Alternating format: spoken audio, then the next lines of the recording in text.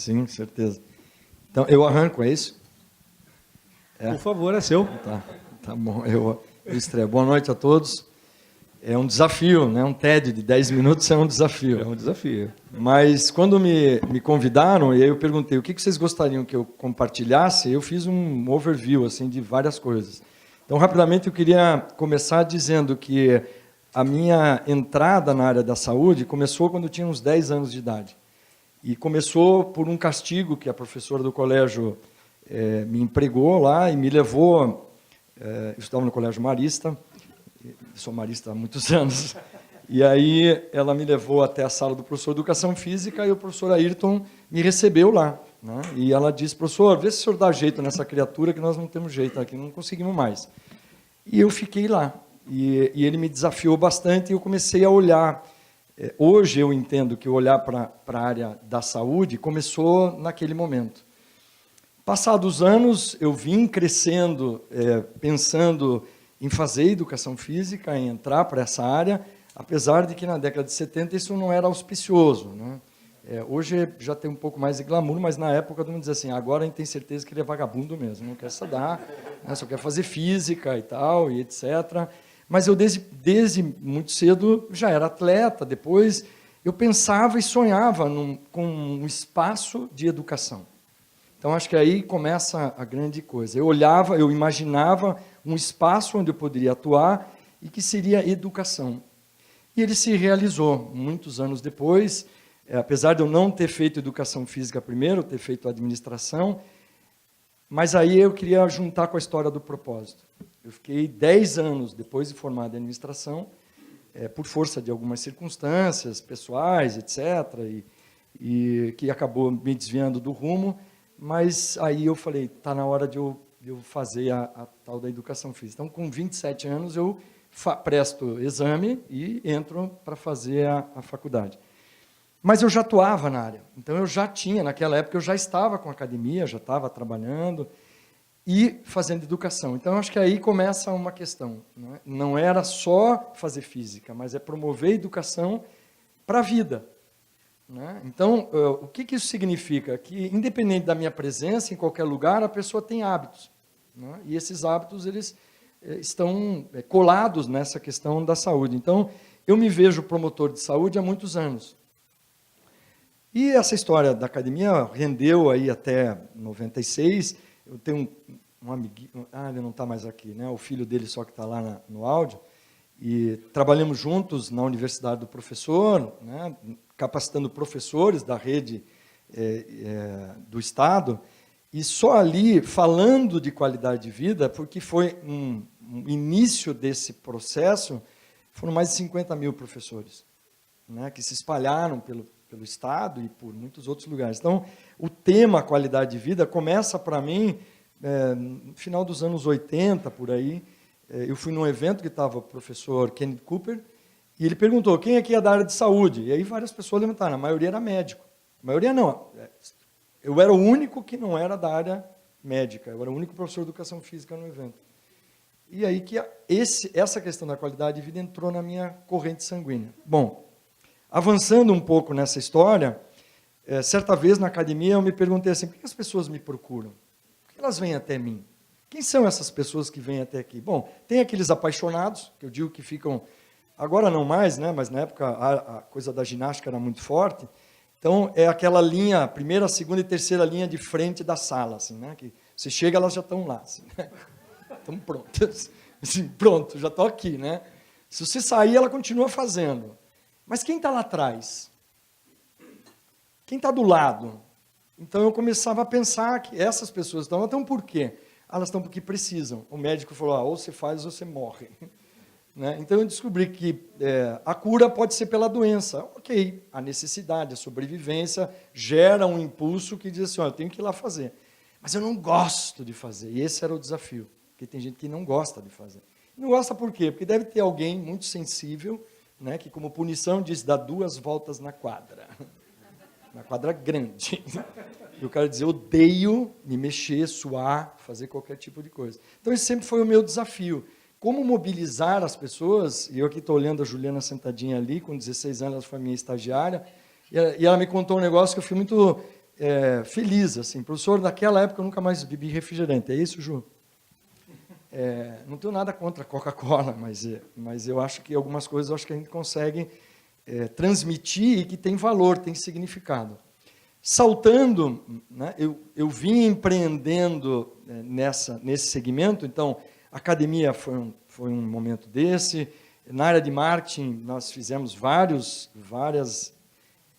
empreendimentos, assim. O Short Triathlon de Caiobá é fruto da Idealiza, onde eu era sócio. Então, esse é um empreendimento que a gente trouxe para a comunidade, o SESC abraçou, nós entregamos para eles, e hoje é o maior circuito de triatlon, um dos mais reconhecidos que tem. E mais recentemente, bom, eu levei isso para uma universidade. Há 20 anos atrás, eu fiz uma palestra lá na FAI. Posso falar aqui, né? Que é a instituição, às vezes não pode, né? Lá não. O programa, inclusive, a gente pode trazer os alunos todos de lá para cá. E aí a professora me fez um convite para eu falar sobre esse tema, qualidade de vida. Eu disse, ok, há 20 anos atrás, eu tinha um pouco de vergonha de falar assim. O que você dá aula do quê? Qualidade de vida. Do quê? Qualidade de vida.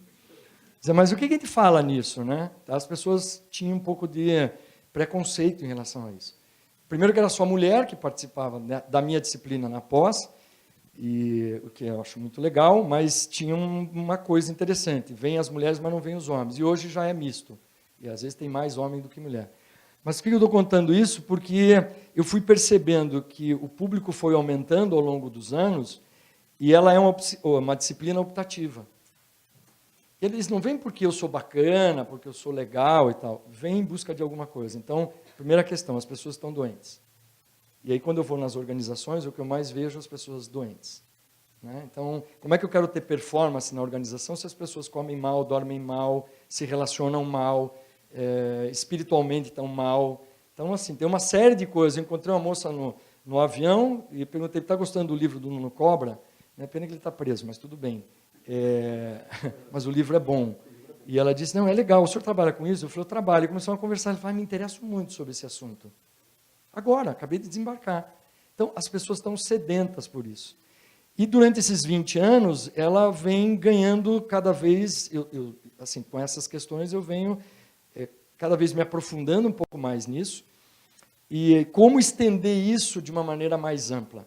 Né? Então, falei, está na hora de trabalhar com as crianças. Então, alguns anos atrás, eu abri um centro de recreação, lazer e qualidade de vida para criança, para trabalhar contraturno de escola. Porque como é que... Essa era uma outra inquietação. Se as pessoas me buscam só quando estão doentes, como é que eu posso trabalhar lá na infância? Porque daí ela já cresce com bons hábitos e esses hábitos ficam incorporados. Líderes saudáveis têm equipes saudáveis. Pô, então vamos começar a mexer nisso. E aí, então, criei esse centro de lazer e recreação, e que não era uma academia para criança, um espaço inteligente de educação, de arte, educação, etc. Então, esse foi um outro empreendimento vanguarda, isso foi na 97 a 2002, mais ou menos. Era um espaço que dava certo. Lembro que uma vez um pai me perguntou assim, vai ter futebol? Eu digo, vai, mas não vou ensinar futebol. Mas como que é isso? Eu digo, não vou, isso não é uma escolinha de futebol, mas eles vão jogar futebol. Como eles vão jogar, eu não sei. Eles vão decidir como é que eles vão jogar. Ah, é daquele toco naquela árvore, beleza. Qual é a regra? E eles vão construir as regras. Mas eles vão entender pelo corpo, pelas relações, pelos sentimentos, o que é se desenvolver. Então, esse foi um outro projeto. E, para fechar a minha fala, da minha experiência na universidade, eu digo, eu tenho que levar isso... hoje tem metodologias ativas, né? Esse é um nome bem bacana. Eu digo, eu tenho que fazer experiências com os meus alunos. E há 8, 9 anos atrás, eu criei uma disciplina chamada Práticas de Liderança e Gestão da Performance, e eu disse, nós, ao longo de um ano, os alunos podem ter uma experiência de autoliderança dentro de um projeto. Qual é o projeto? Ao final de 8 meses, 9 meses, eles têm que correr meia maratona. Primeiro dia de aula, esse é professor, vamos dar aula. Qual é a prova? A prova daqui 9 meses, 8 meses, na maratona de Curitiba, nós vamos correr 21 quilômetros. Ah, não vai, professor. Mas é administração que eu estou fazendo? Mas não vai. Professor, é impossível. Então, você começa a trabalhar modelos mentais. Eu tenho histórias incríveis de pessoas obesas, né, e que disseram, professor, eu não sou capaz. Eu digo, você é capaz, só você não acredita ainda, calma. vamos passo a passo. Tem um programa, tem um projeto, tem um indicador inicial, e nós vamos construir isso juntos, e eu tenho certeza que você vai conseguir. Dessa experiência hoje, para finalizar, então, virou um projeto que está nas organizações chamado Ponto de Partida, que é um programa que tem um viés da neurociência, da economia comportamental e da psicologia positiva, assim como tem a educação física que está aí. São 3 grandes pilares: a saúde, bem-estar e qualidade de vida no trabalho, tem o viés da gestão de projetos e o viés da autoliderança. Então, isso tudo se conversa em 6 meses, é levado para as organizações para trabalhar exatamente isso. A gente está trabalhando com líderes.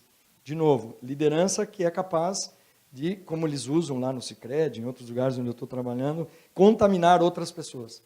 Então, elas ficam empolgadas, porque é um projeto que tem uma abrangência que chega na casa dele, porque para ele fazer mudanças comportamentais, seja lá do seu comportamento, ou seja, da sua rotina de vida, ele tem que ele impacta outras pessoas. Então, a família entra nessa história. Aí ele tem que começar a negociar com a esposa, né? E com o tempo, ele faz gestão do tempo, delegação, e tantas outras coisas que começam a fazer parte desse processo, né? Então, nós estamos encerrando agora, dia 18, um programa numa cooperativa, e lá o lema era assim: entrou, você vai engordar.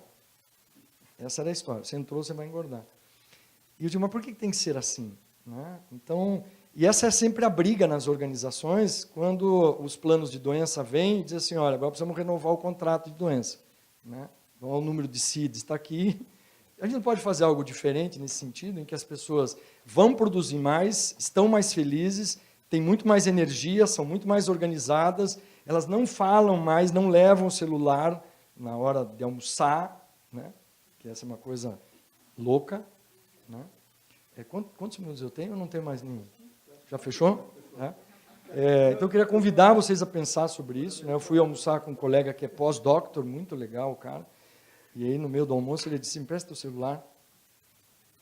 Eu disse: eu não trouxe meu celular. Ele disse: como é que alguém não anda com o celular? Eu falei: eu não trouxe o celular, eu vim almoçar. E ele brigou comigo. E eu fiquei muito chocado com aquela coisa, né? Eu falei, tá, tudo bem, cara, desculpa por existir e tal. Bom, aí tá, e eu continuei a almoçar, ele continuou a almoçar, ele cruzou os garfos, assim, os talheres, e aí não deu assim uns 30 segundos, ele vira para mim e diz: você é lento, hein?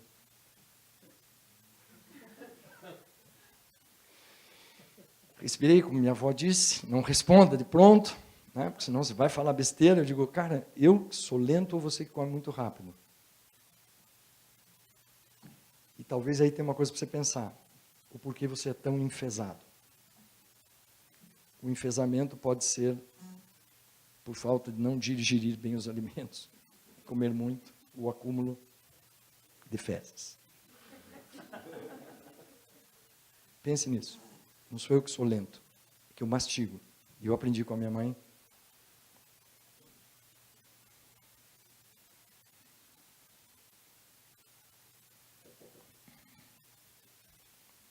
Que hora do almoço é sagrado. Então, esse é um valor. E ele é direcionador. Então, valeu a pena lá, quando tinha 10 anos, fazer uma escolha pela saúde. Então, hoje, 60 anos, eu acho que está valendo a pena.